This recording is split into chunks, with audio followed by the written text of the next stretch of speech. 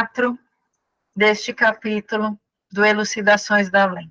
A pergunta 4 é a seguinte: como se processa ou em que consiste a reparação de tais almas, as almas responsáveis pelas guerras, ou espíritos tirânicos e doentes, a fim de recuperarem a saúde moral, uma saúde moral entre aspas, que, no futuro, também lhes facultará a cidadania angélica que Deus destina a todos os seus filhos? Então, aqui a pergunta é: como é que um tirano que causa a morte de tantos, né, provoca guerras por poder, um dia vai poder habitar os planos angelicais? É difícil até da gente alcançar isso, mas essa é a pergunta. Vamos lá com a resposta de Ramatiz.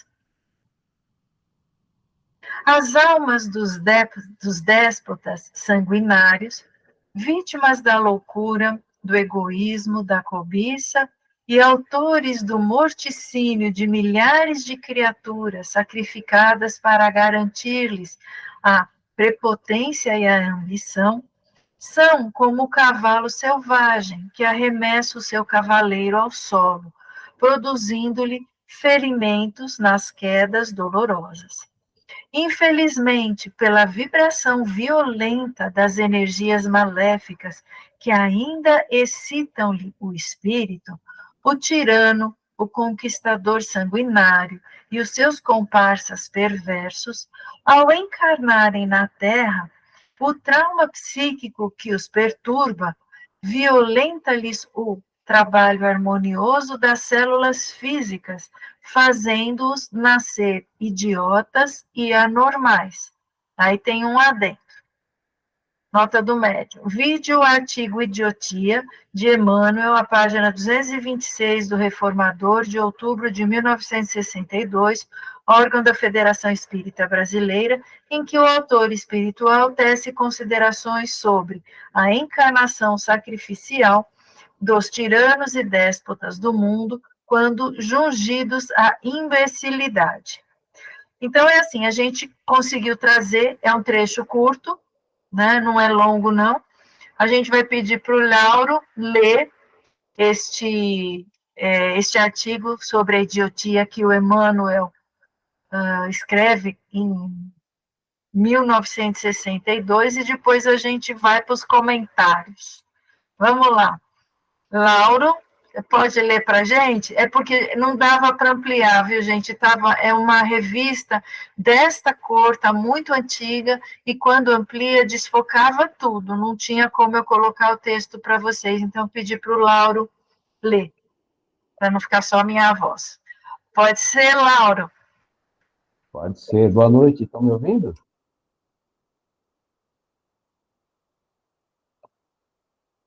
Maravilha, então vamos lá. Idiotia. Surge aqui e ali quem pergunte por eles, os tiranos que ensoparam o mundo de lágrimas, conhecidos por lamentáveis fazedores de guerra. Apropriavam-se da autoridade e comandavam o extermínio das cidades que se lhes rendiam sem restrições. Passavam quais ciclones pestilentes, incendiando sítios prósperos, aniquilando homens dignos, abatendo enfermos, desrespeitando mulheres e empalando fugitivos ou decepando os braços de crianças inermes. Apareciam por empreiteiros da demolição e do sarcasmo, organizando o cativeiro de povos livres ou formando, em nome da prepotência, as inquisições políticas, nas quais o abuso do poder consagrava a felonia e a traição por bases de governança, a fim de que os quadrilheiros das trevas operassem impunes. Salientavam-se por mandantes dos choques de violência em que os fracos eram irremediavelmente impelidos à queda ou espoliados sem remissão.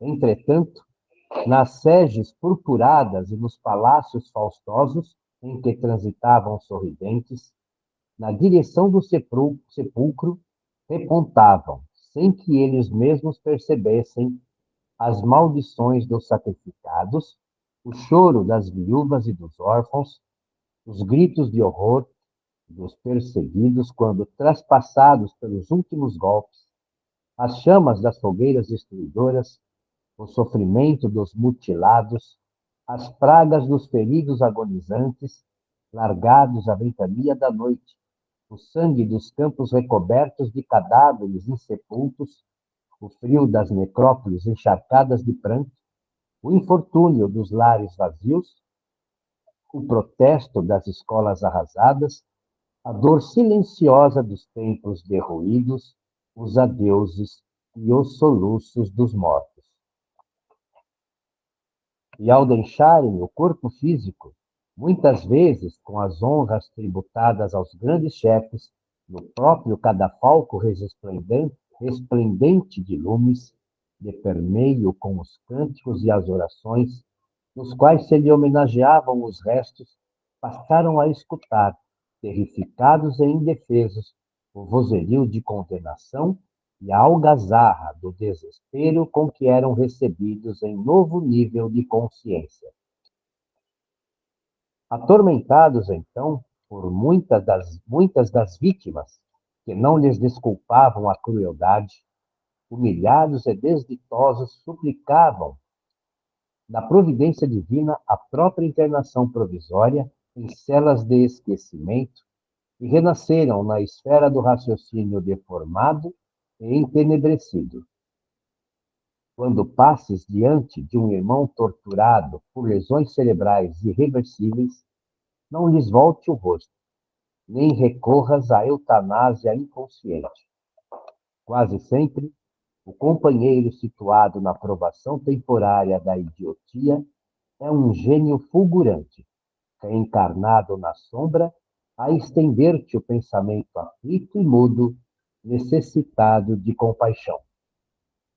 É isso aí. Obrigada, Laura.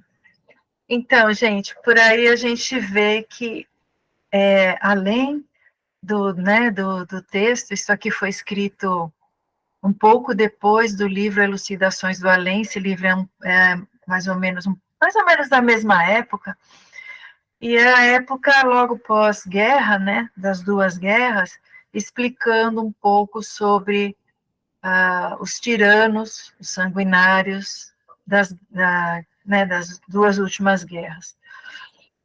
E aí a gente percebe que eles acabam voltando dentro de um corpo, dentro de uma situação que se fala mesmo, como se fosse uma gaiola, um cárcere, para que eles não possam repetir os mesmos desmandos que fizeram nas situações de guerras anteriores.